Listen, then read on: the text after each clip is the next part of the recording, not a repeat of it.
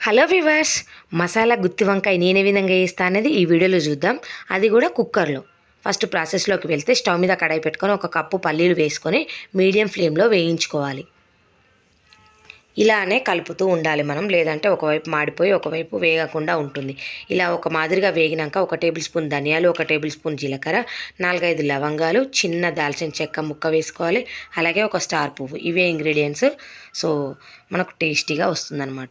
ఇవన్నీ మీడియం ఫ్లేమ్లో మంచిగా డ్రై రోస్ట్ చేసుకోవాలి. సో ఇవి మంచిగా రోస్ట్ అయిపోయినాయి. ఇవి పక్కకు తీసుకొని ఇప్పుడు చల్లారబెట్టుకొని మనం మిక్సీ జార్లో వేసుకోవాలి. సో కొంచెం కొబ్బరి, నువ్వులు కూడా యాడ్ చేస్తారు. కానీ మనకు అంత ఈ పల్లీలు ఒకటి వేసుకొని చేసుకుంటే కొంచెం టేస్టీగా అనిపించింది కాబట్టి ఇలా కూడా ఒకసారి ట్రై చేయండి. ఇప్పుడు మనం రుచికి సరిపడా కారం మొత్తం ఇప్పుడే యాడ్ చేస్తున్నా. రుచికి సరిపడా ఉప్పు కూడా ఇప్పుడే యాడ్ చేసుకొని ఇది కొంచెం మిక్సీ పట్టుకొని కొన్ని వాటర్ యాడ్ చేసుకొని ఈ విధంగా ప్యూరీ లాగా చేసుకోవాలి. సో ఇప్పుడు దీన్ని అంతటిని మనం ఇలా వంకాయలు కట్ చేసుకుంటాం కదా 4 భాగాలుగా, దీంట్లోకి స్టఫ్ చేసుకోవాలి. సో చూసారు కదా, ఈ విధంగా స్టఫ్ చేసుకొని పక్కన పెట్టేసుకొని ఇప్పుడు స్టవ్ మీద కుక్కర్ పెట్టుకొని ఇప్పుడు 4 టేబుల్ స్పూన్ల ఆయిల్ వేసుకోవాలి. కొంచెం ఆయిల్ ఎక్కువగానే ఉంటే బాగుంటుంది కాబట్టి 4 టేబుల్ స్పూన్లు వేసుకొని 1 టేబుల్ స్పూన్ జీలకర్ర, అలాగే 2 పచ్చిమిర్చి ముక్కల్ని ఇలా చీల్చుకొని వేసుకొని 1 కప్పు ఆనియన్స్ని కూడా వేసుకోవాలి. చూసారు కదా, మీడియం ఫ్లేమ్లో ఇవి మంచిగా వేగేలాగా చూసుకోవాలి. సో కొంచెం ఆనియన్స్ ఎక్కువ వేసుకుంటేనే మనకు గ్రేవీ ఎక్కువ వస్తుంది, బాగుంటుంది అన్నమాట. ఇప్పుడు 1 టేబుల్ స్పూన్ అల్లం వెల్లుల్లి పేస్ట్, 2 రెమ్మల కరివేపాకు, 1/2 టీ స్పూన్ పసుపు వేసుకొని పచ్చివాసన పోయేంత వరకు వేగనివ్వాలి. మీడియం ఫ్లేమ్లోనే మంచిగా వేగనివ్వాలి.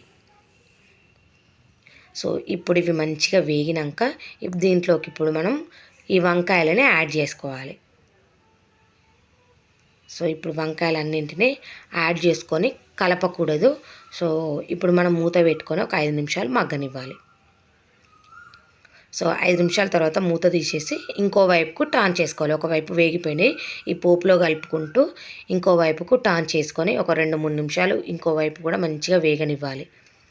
సో ఇలానే కలుపుకుంటూ వేగనివ్వాలి మీడియం ఫ్లేమ్లో.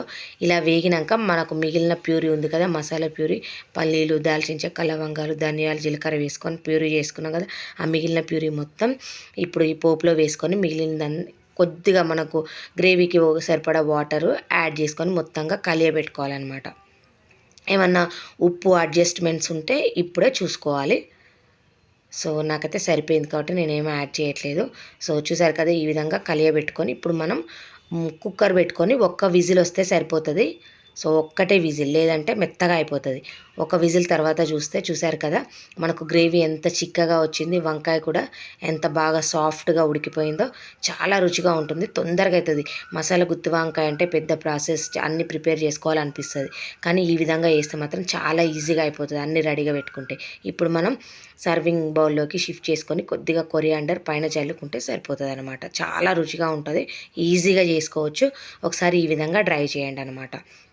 ఈ వీడియో నచ్చితే సబ్స్క్రైబ్ చేయండి, లైక్ చేయండి, బెల్ ఐకాన్ ప్రెస్ చేస్తే నోటిఫికేషన్ వస్తుంది. ఇలాంటి మంచి వీడియోలు చూడొచ్చు.